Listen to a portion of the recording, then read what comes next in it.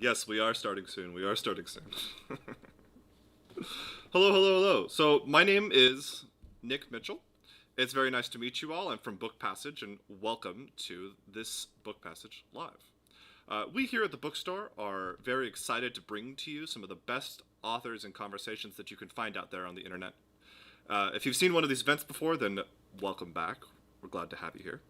And if you're new here, Book Passage is an independently run bookstore out of the San Francisco Bay Area, and back when crowds weren't quite so dangerous, we used to hold book talks just like these at the store.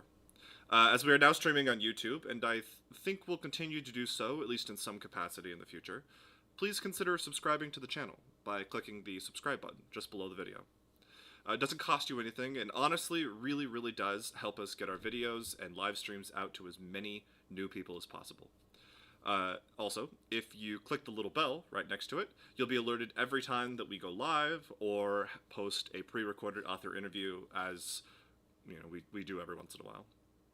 If you'd like to check out tonight's book, We Need New Stories, or anything else that's mentioned here tonight, you can find it all at bookpassage.com.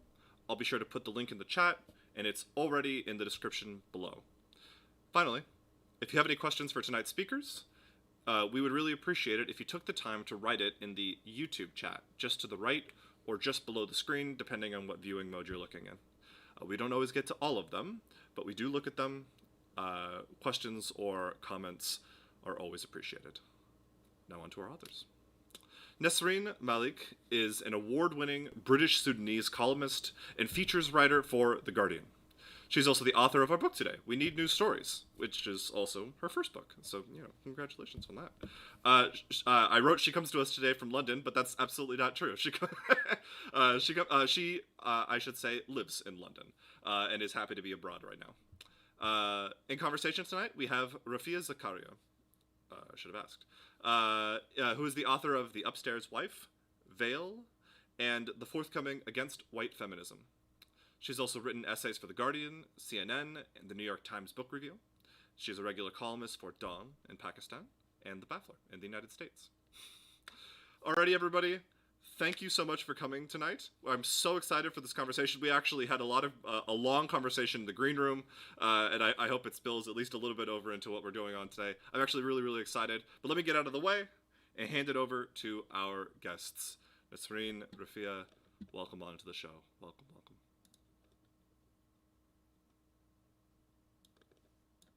Oh, you unmute yourselves. Hey, Nesrine. Hey, Rafia. We should pretend we haven't been talking for the past 10 minutes. Yeah, Hi. I'll just be like, how are you doing? Where are you? I'm so happy to be here. Like I said before, I'm a huge fan, especially of your Baffler pieces that I find electrifying and clarifying and righteous. So thank you for those. Well, thank you so much. I am a huge fan of your columns, and this conversation is a particular treat for me because, first of all, I don't usually get to speak with other columnists. Maybe because, I don't know. I don't. What I would say is I don't get to speak to my own kind very often. So this is awesome, and also because I loved your book.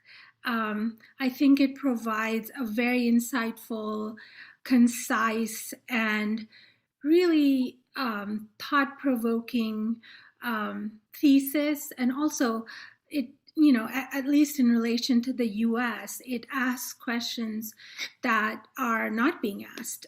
Particularly so, I would say, now that we've moved from the Trump administration to the Biden administration, and kind of, a lot of, you could say a lot of people who are liberals and anti-Trump have kind of, dozed off a little bit because, now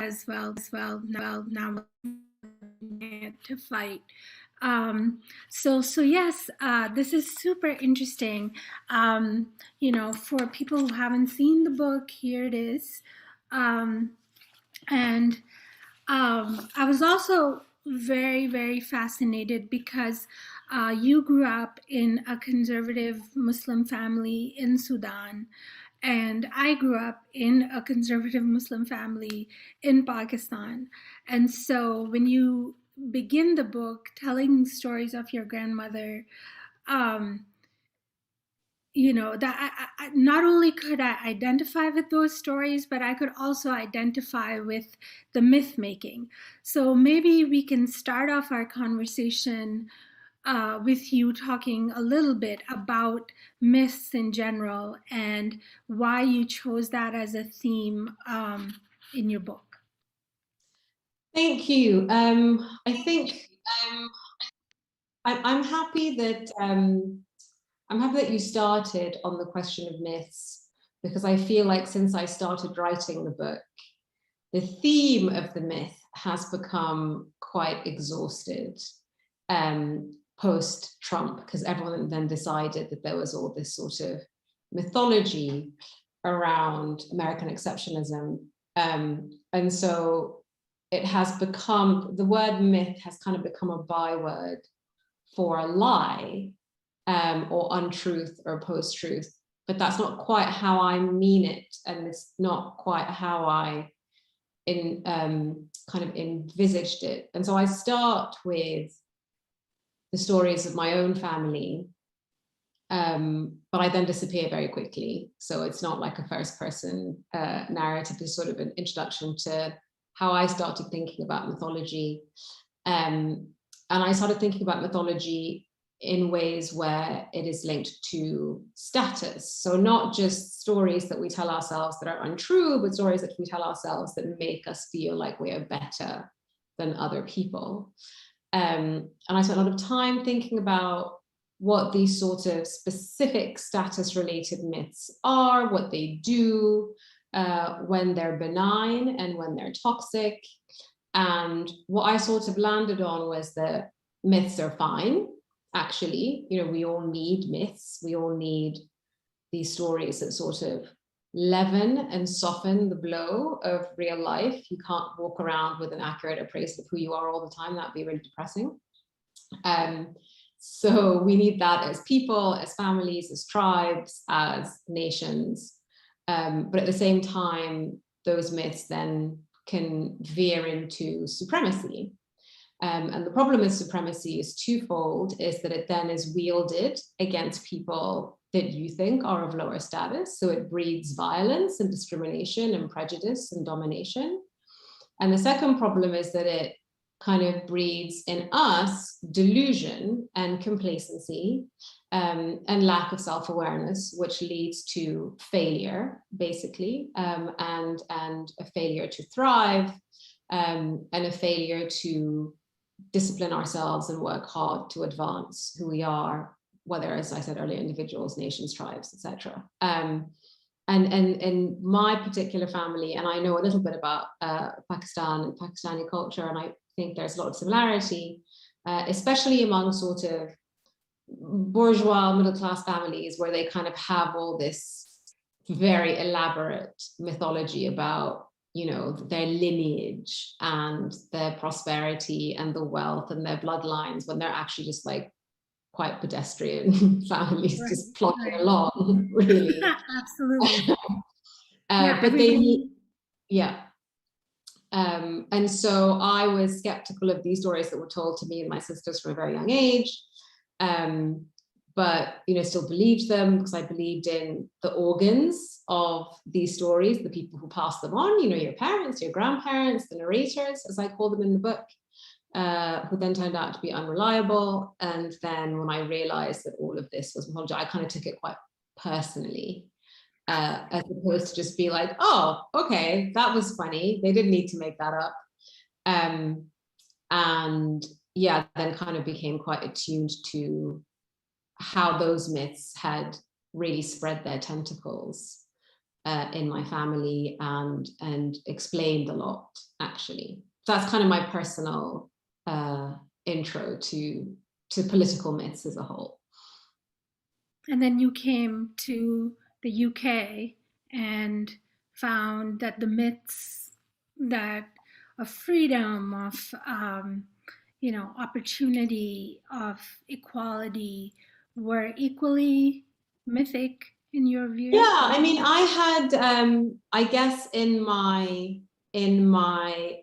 anger and frustration and disappointment in the sort of exceptionalism that I was brought up into, and realized that actually a lot of the stories that we were told as women in particular had a motive, an ulterior motive, which is to make us really quite grateful for our status, right? And that status was actually one in which we were subjugated, didn't have equal rights, but were convinced that that was because we were, precious and special and shouldn't be competing with men in the sort of unruly world outside because women have a special status, need to be taken care of.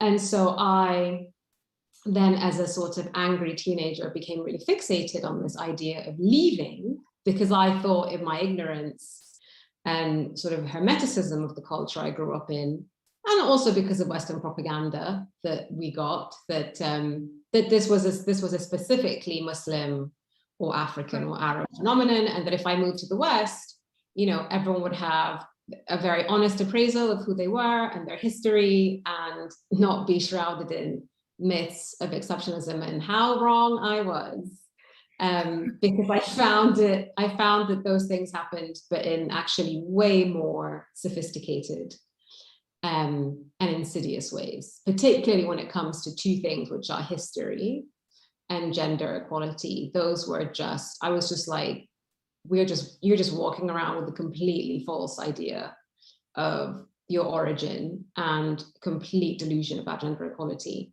in the West, and particularly Anglo-America. I think continental Europe is better, but that's why my book focuses on Anglo-America, which is, the first version was about Britain, the second version is about the US. And so, sort of motivated by these twin betrayals from my family and my adopted culture, I decided to write this book to fundamentally try and understand the world not through the prism of partisanship or ideology, or kind of, it's not about right or left, it's not about conservative or Democrat, it's about people at the top and people at the bottom, and how people at the top convince the people at the bottom that the status quo is stable and benign. So I began to think of myths as kind of hierarchy stabilizers.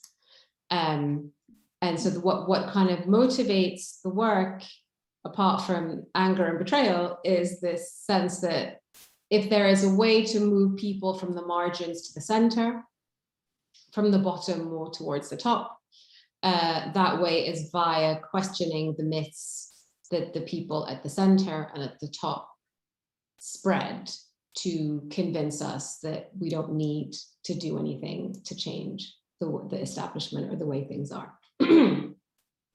One of the things that I was curious about when I was reading that part of the book that talks in which, you're particularly drawing attention to the United States and its lack of political accountability for the war in Iraq, and of course subsequently war in Afghanistan as well.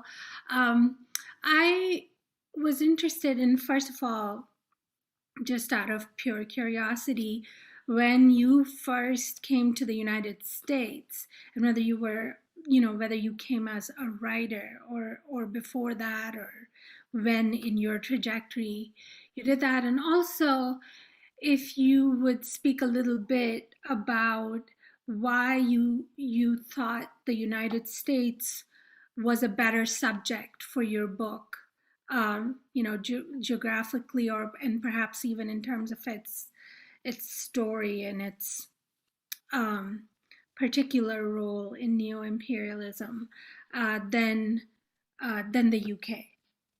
That's a very good question, because the kind of the mother lode of imperialism and kind of expansiveness or aggressive expansiveness is the UK. But there is a sort of new stage in that, which I think is not given enough attention because everyone focuses on empire, which is, as you say, neo-imperialism. So just to answer your first question, so I came to the US as just when I started writing, when I had just started to, not started writing this book, but writing in general. And so I was kind of beginning to see all these sort of glimmers of mythology, and beginning to see the world like that. And what struck me about the US when I first arrived was just the Kool-Aid aspect of it. I think if you're an outsider, this is what I kind of try and explain to Americans who don't understand what it's like to be a foreigner visiting the US for the first time, is that the kind of the degree of unquestioning consumption and acceptance of American exceptionalism is mind-boggling. And as an outsider, it's kind of like walking into a cult a little bit. But it's also really powerful as an outsider, especially an outsider who is an immigrant, who has been uprooted, who is kind of looking for a home or a place that doesn't have all these problematic, this barbed wire of exceptionalism running around it. It's also really appealing because you think, oh, I could just take the pill. You know, I could just believe in this and I could fit in really easily, and then I could embark on my own meritocratic journey where, you know, neoliberalism and capitalism and the land of the free enables me to be whoever I want to be, if it means a president. But then you just kind of stop and you think, no, we've been through this, you've been through this before, it doesn't work, it's really toxic. And so I had a reaction, which I think is quite common amongst immigrants who come to the US, particularly late, I think, not as children, when you're kind of fully formed. You have this tension between thinking, this is wild what you have going on here, but it's also really attractive and super powerful. And you can kind of embrace it and drink the laudanum, or you can challenge it. And in that challenging, I think there is an affection, actually, because you think, there is something here. There is, as with all nations, there is something that is exceptional, but it's not what you think it is, right? It's not the thing that you think it is. So that was that's when I came and how I felt. And the second question about why America was such a good topic or subject nation for this idea of myths is that the US is just the best at it. Like I referred to in my previous answer, like America is the best at spinning these myths of supremacy and status. And it does it aggressively, constantly, and has been doing it for a long time.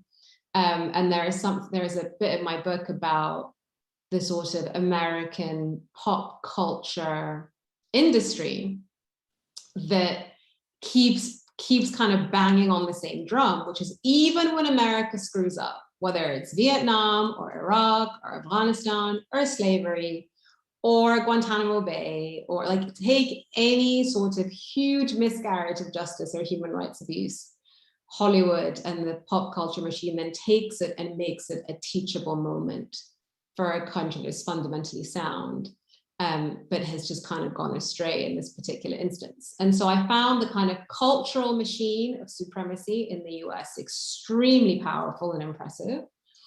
The academic machine is also completely inaccurate and unreliable in terms How of so? I have to. in terms of talking about the history of the US, particularly when it comes to slavery. Like the US has a very unusual education system, lower education system, I don't mean university, in that it is not centrally dictated, right? So you get like all these rogue states deciding to set their own curriculums when it comes to the history of the Civil War. Like there are textbooks that I found that called slavery a pattern of immigration into the US. And this is not stuff from like 20 years ago. This is quite recent. And so what you have is the sort of ghosts of the past, especially in the South, still there, still trying to kind of litigate all these issues that were never really put to bed because there was never really a kind of national reckoning with what happened. So culturally, academically, and politically, the rhetoric is just so extreme when it comes to American exceptionalism. Joe Biden said something a couple of weeks ago, and I was just like, tick, this is chapter 5, where he said, America is the only country in the world that is not based on borders, but it's based on an idea. And I mean, it's a nonsensical statement to start with because it is based on borders. But what is the idea? Is the idea the slavery and indenture of Black people from West Africa and poor indebted white people from Western Europe? That's an idea, I guess. But that is what America was based on. That's why it's thriving. That's why it's wealthy. And so just in terms, so the intangible, soft ways in which mythology about status in the US are spread are extremely sophisticated. And also the practical ways in which America manages to maintain these myths while visiting violence, aggression, manipulation, cynical foreign policy on the rest of the world is also extremely potent. And so it was just kind of the discrepancy between those two was just the perfect example of how myths can swaddle people in this sense of contentment and security and pride and all is wellness, while on the outside, the other side of that swaddle is extreme violence and aggression. So you would say you don't find Americans particularly chastised or somewhat more critical, self-critical in the post-Trump era either, because some would say that yes, that was the United States. That was especially the United States in the Bush years when when the U.S. was carrying out these wars in Iraq and Afghanistan, and everyone really believed that we were gonna make all these places democratic, particularly the Middle East, and and then not only did we not do that, we got an isolationist president who really was just not interested in the rest of the world at all, who very much believed in borders and nativist sort of American identity, which, in his view, all other people could not buy into. So, so it was divergent from previous sort of myth making in the sense that you could argue that earlier iterations of it, say even during the Clinton years, believed that we are a nation of immigrants, and if you come here, then you can sort of become American if you want to be an American, as opposed to the very, very different kind of worldview of the Trump administration that was that basically that white people can be American and they are the true nativist Americans. So I'd be curious to hear what you saw as the difference between those two, or that change that took place. So one of the things that is particularly fascinating about America, and there's only one way to talk about it as a country, but it is several different countries in one. There are different political orientations, and there are different eras. And one of the reasons America is so torn is that it does contain so many divergent and extremely different positions, both politically and socially. But one thing that all these eras has in common, whether it's the sort of Barack Obama party days where we just thought it was all over, whatever it was, but it was over definitely for those 8 years. And then the 4 years after with Trump, where I think a lot of people went from complacency to catastrophizing. And then this Biden stage where it seems to me, and I haven't been back, unfortunately, because of the pandemic, but it seems to me that the Biden era is characterized by people thinking, okay, so the Trump era was just a nightmare and it's over and we don't really need to talk about it. And no one really has any appetite to do a post-mortem or trying to understand what happened, particularly the right, for obvious reasons, because it ain't going to be pretty. But I think also the left, like this whole language of healing, bipartisanship, let's just forget that ever happened. So what the three, I think, have in common is no matter how sort of culturally and politically resplendent the country seems at a certain time, it does sit on layers and layers of denial of things that are happening underneath the surface. And the only difference in the Trump era and the Clinton era, or the Obama era, and now the Biden era is that he really just ventilated a lot of the stuff that was happening already, or a lot of the stuff that was latent. And one of the things that has been brewing for a long time, when I talk about this in chapter 4, is that far-right energy and white supremacy has been gaining steam for about 20 years in the US, through Clinton, through Bush, through Obama, and through Trump. The only difference is under the Trump administration, it felt emboldened to kind of come a little bit into the mainstream and give us an idea of what it was thinking, but it was always there. The casualties, the death toll, if you compare Muslim to Islamic terrorism and far-right terrorism, it's a completely huge discrepancy between the death toll to the discrediting of the security agencies that dedicated hundreds of millions more dollars to Islamic terrorism. And so the commonality, the thing that really undergirds so much of America's politics is this unquestioning of the hierarchy. And in that hierarchy, there is white supremacy. In that hierarchy, there is non-questioning of corporate power, of lobbying, of not contemplating any sort of public purse for healthcare, all these ideas that as America becomes more liberal or less liberal are stable.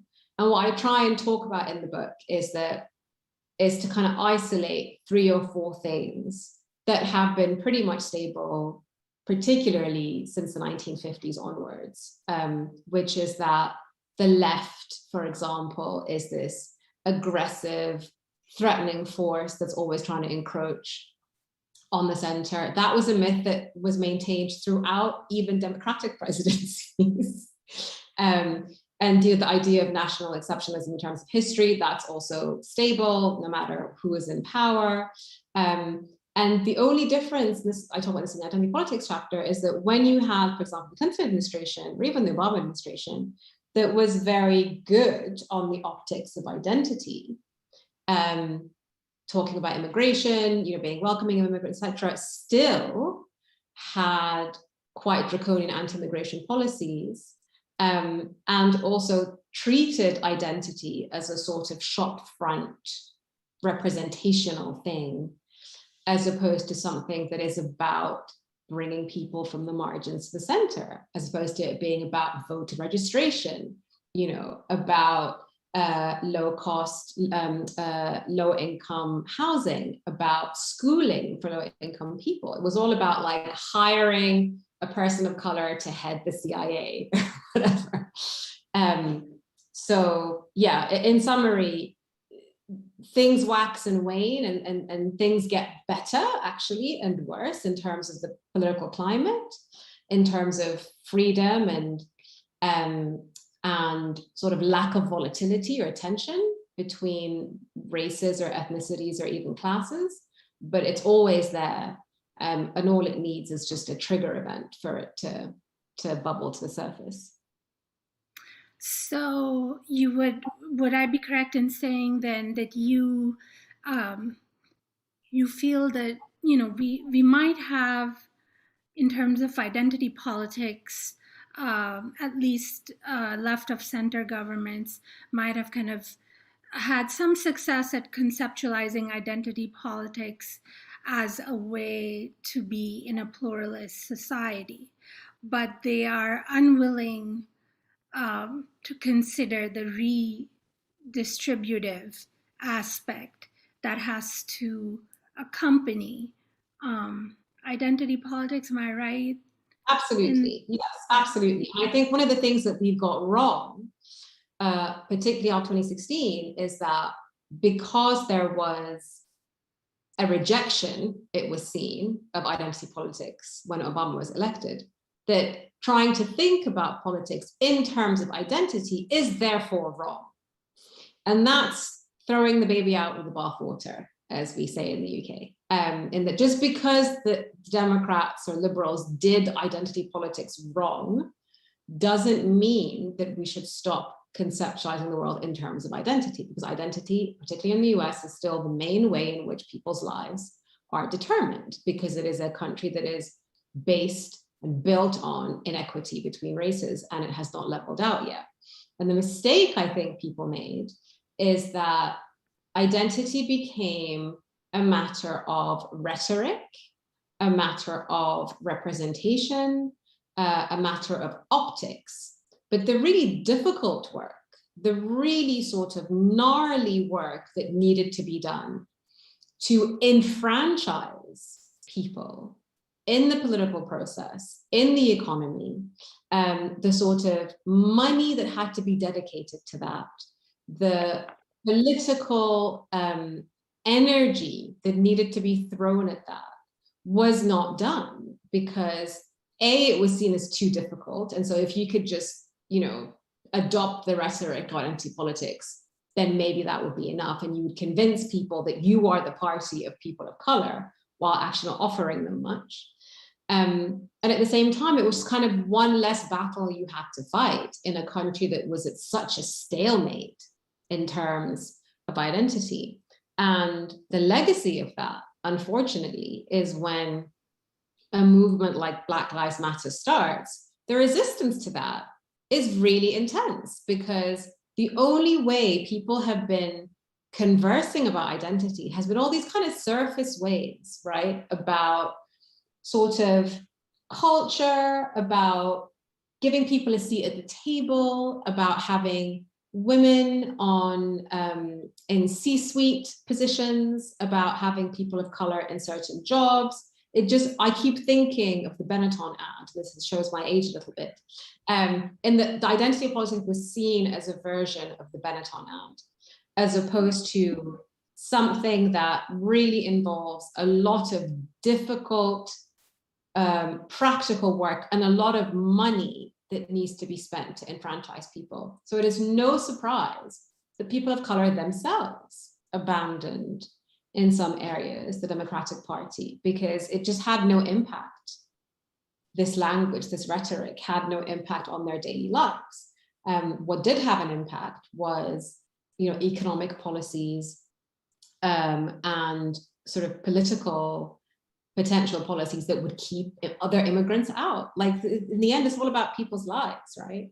And the left, or the sort of left of center party in the US, had no offering to these people other than the others are going to be nasty to you.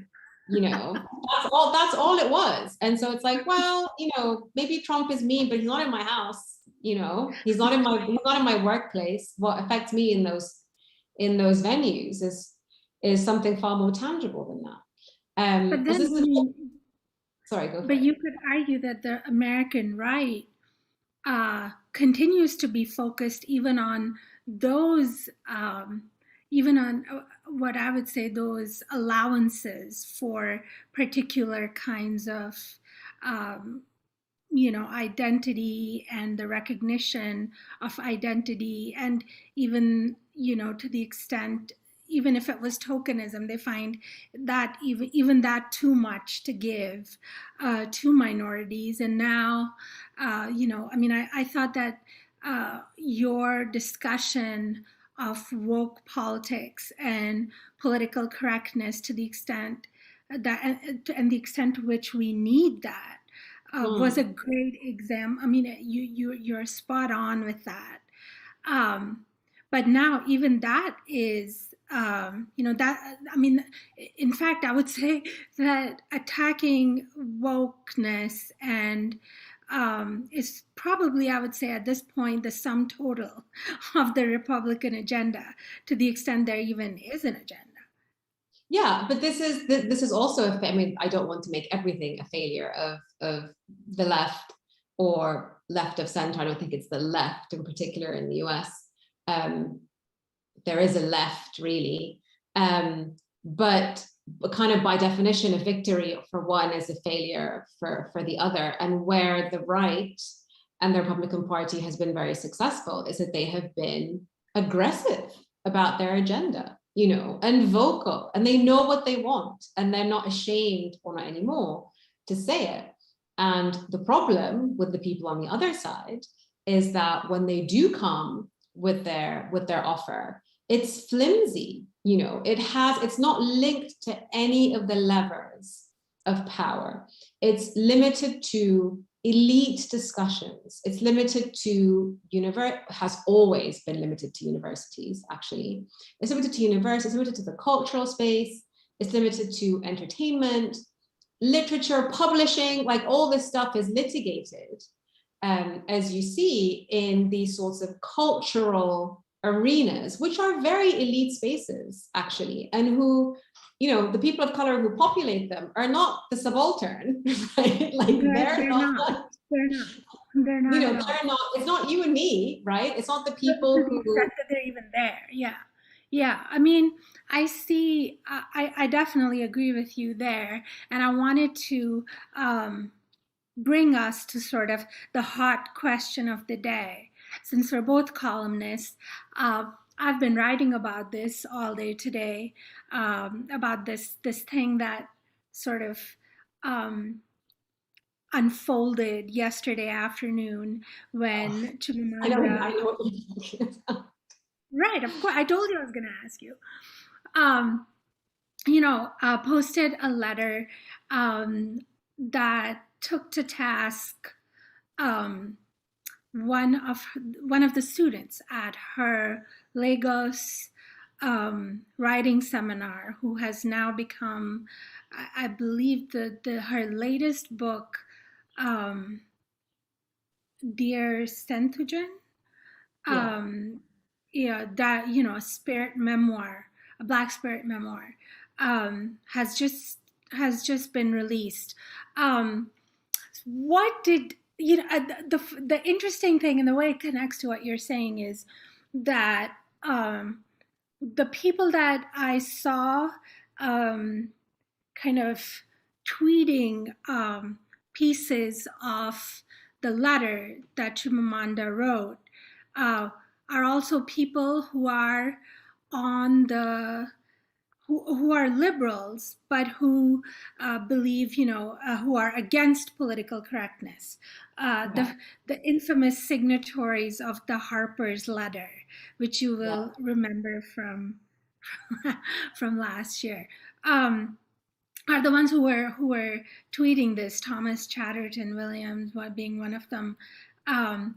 Talking about free speech and the blanket kind of, and how wokeness had sort of interrupted otherwise critiques such as this one.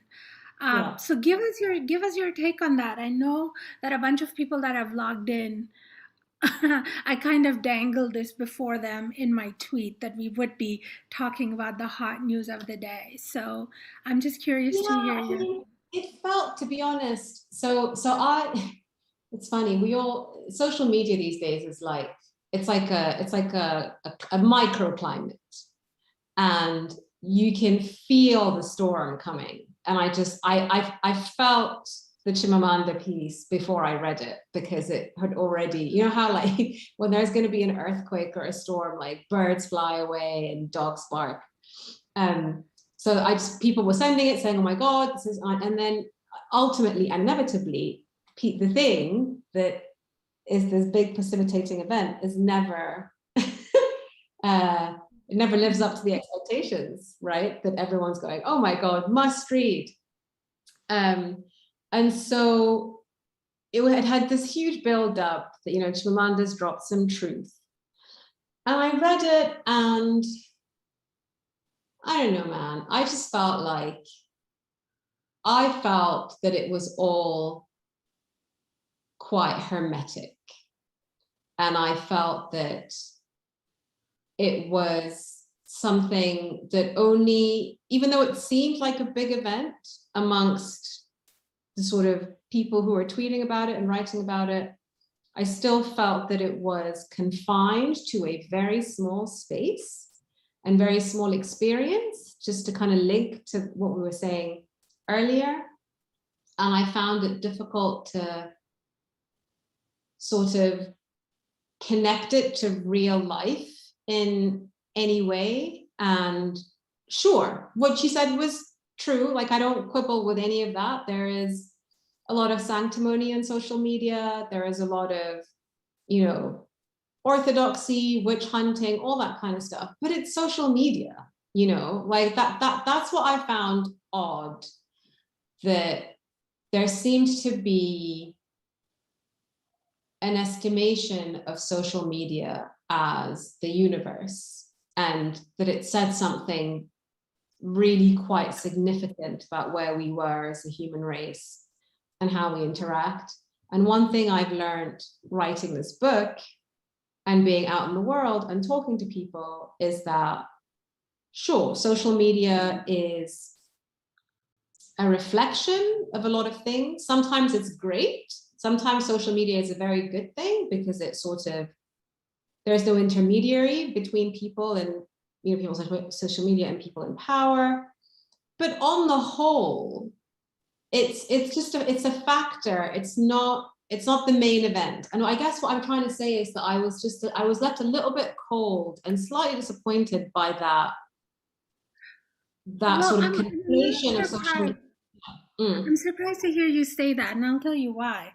You know, you are like myself, you are originally from a different country, then you've gone to the world where you've become a columnist at this very famous large newspaper. I'm certain that you face some degree of, you know, of people who want to follow a similar path, or believe that you have a lot of power to hand out, or privilege, or connections, or agents, or publishers, people from Sudan, that is. How do you handle that? You know, because that's the part that got me thinking. It was this issue of, how do we, like, what sort of expectations does that put on the Black author or the brown author, you know, when they sort of are in this international arena and seen to be in this position? Well, I think that there is a lot that can be done, and there's a lot that we do, actually, and there is a lot of ways in which we are hurt and betrayed and let down by people. But I just think that, I guess what I'm trying to say is that I am wary of generalizing my experience with, even if it's a large sample of people, to say something about the human condition, right? Or say something about young people, or say something about, and that's what I found a bit uncomfortable. I was like, yeah, sure. I just don't see, sure, you had a bad experience with one or two people. And social media is toxic, and it's meant to be toxic. And And it's our role to sort of try and navigate what is just this crazy toxicity and what is genuine feedback and criticism. And I just would never, and I'm not on any level, in the same plane as Chimamanda, but I just thought that I would just be very wary of generalizing my experience so emphatically to say something so sweeping about a generation of people, based on something that I went through in my own very particular microclimate as a writer, publisher, whatever. Having said that, what she points out is true. Like you experience it all the time. I'm sure there is a censoriousness and there is a sort of social media, not orthodoxy, but sort of puritanicalism sometimes.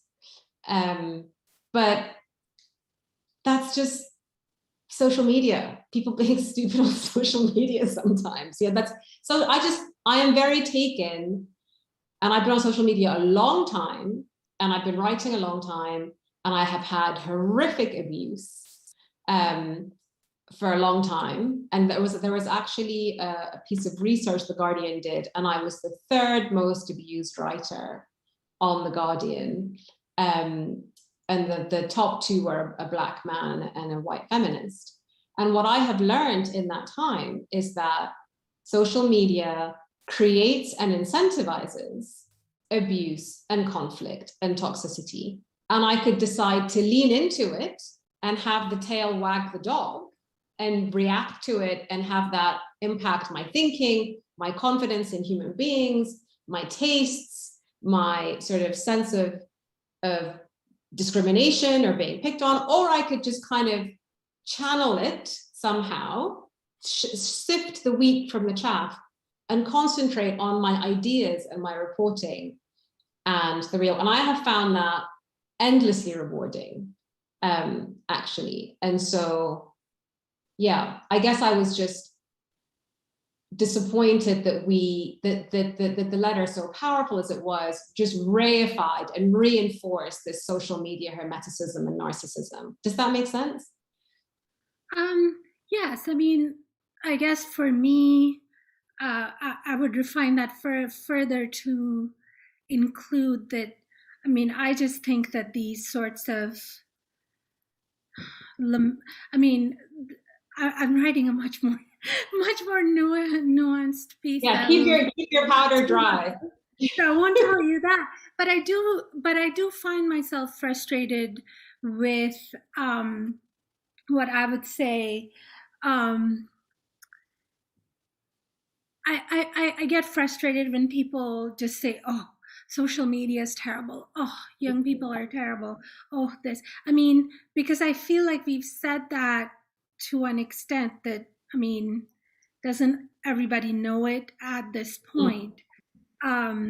So I find that it's become the sort of truism that's true about everything and so not true, because all sides are saying social media is horrible. The right over here is putting down social media because Twitter kicked Trump off, and Facebook has banned him for 2 years. And you have similar people on the other side. So yeah, I mean, I think that there are aspects of celebrity culture and fame that are also implicated in that letter, that I think, particularly in the US, where we are just obsessed with celebrity culture, celebrities, on and on. And there's something to be said about how the celebrity is created as this, almost like this commodity that has to be consumed in particular ways. But that may have to do more with the reaction to it than the letter itself. So yeah. So I know that Nick is, oh God, we're 3:55 and we have two questions. Huh? That went so fast. I know, I have so many more questions. So if you want to take audience questions, we could do that. Yes, there's a couple here, I Mhm. can see them. Okay. So one from Patricia Field Ravaggio, who says, how would you suggest we set the record straight so we can better educate Americans about the reality of who we have actually been as a country, besides having everyone read your book? It's a good start, having everyone read my book. And the second question is, what have you found to be some of the best ways to detect and address myths that pop up in everyday conversations and countries?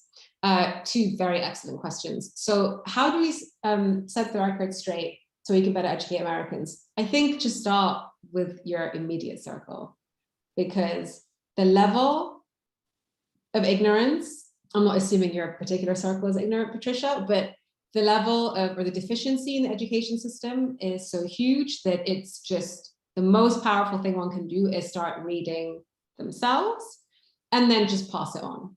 And that is actually how I became educated in a lot of politics of the left in industries that weren't particularly populated by people from that political persuasion, and even in the media, is people just passing stuff on to me. Editors passing on pieces of writing, books that they've read. And so it's a small thing that you can do, but if everyone did it, it would be extremely powerful. And it's something you can do immediately. It's at your disposal, and you don't have to lobby or do some sort of long-winded political process. So that's what I found, actually, in my experience, to be quite helpful to me in my immediate social circle. The second question, that some of the best ways to detect and address myths that pop up in everyday conversations and encounters. This is the most popular question I get.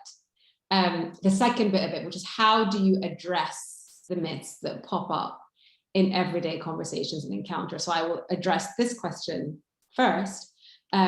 So in my book, there is something called the tools, which is the tools people use to spread these myths, the sort of logical tools. And so the way to address them is to just kind of become a little bit of a Jedi logically, in that you have to understand where people are going to come at you from and how you need to respond. So one thing I am very keen on, and I've learned throughout my experience as an opinion writer, is that it's not about the facts, actually, because people who come to you with a predetermined narrative will twist your facts into your narrative, no matter how correct or powerful your factual argument is. And so I wouldn't waste much time arming myself with facts to try and argue against these myths. I would explain to the people that are propagating these myths what it is they are doing. That in debate, I have found very fruitful, just to be like, forget about me. Do you realize that you are propping your argument based on your sense of insecurity as an American who needs to feel superior to other people? So once you do that, they're like completely exposed. So a little bit of sort of turning the light back and tracing the origin of this person's myth. Why do they believe that there is a wokeness crisis? Why do they feel that free speech is under assault? You know why you don't believe it. Why do they believe it? So that's usually quite fruitful. And the best ways to detect the myths is, the first question I ask myself is this statement in support of a powerful person or of a disempowered person? It's not always an accurate marker, but if in doubt, I'm like instinctively, I don't know if the person that has the power is someone I need to be listening to without taking a second opinion from the person that this speech or this myth is being leveraged against. So what you'll find, very brief example, in any kind of free speech crisis mythology, the person going on complaining about how they are silenced usually tends to have way more power than the person that they are being silenced for, right? But they think they're being silenced for. So if someone's being Islamophobic or sexist or racist, or anti-trans, or just a douche, just a nasty person, and that person is complaining about being silenced, just think, is their speech targeting someone with less capital than they are? If it is, then that is a myth. So just to think about things in terms of like center and margins, top and bottom, powerful and disempowered, that's usually a good demarcator of who is claiming victimhood by pretending that these myths exist and who is the actual victim that these myths are being leveraged against. I think that's a great answer, actually. And with that, our hour is up. I see Nick back. I am, in fact, I am. I'll let you take it from here. Nick, he's just here to drop. I'm just here around. I'm just here to do it. I just wanted to say thanks to the both of you for coming out tonight. This was such an interesting and really, I think, excellent conversation, particularly for a lot of the Americans in chat. I happen to know, since I have access to the stats, that's the majority of us here today.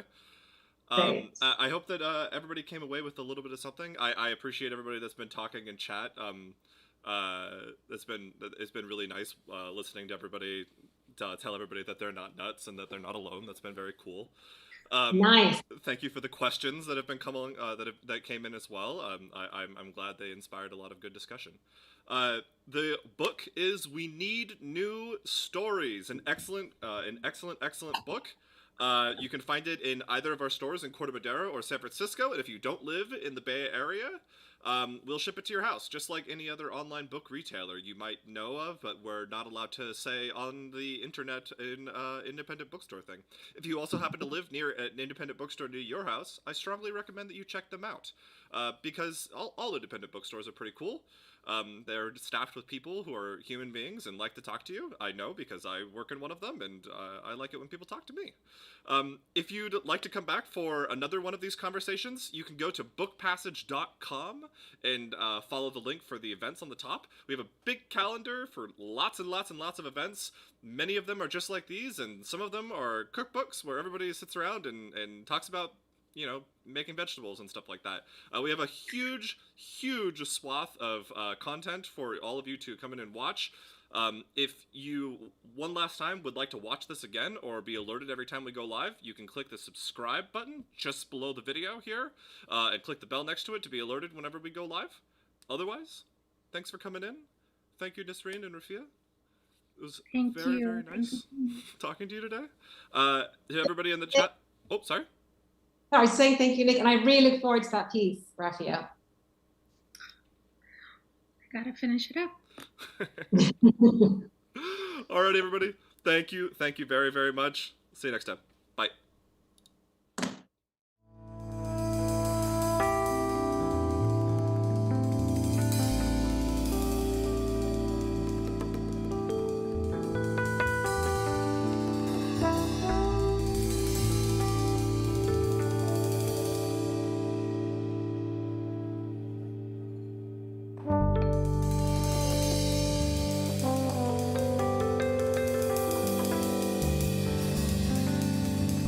Thank you.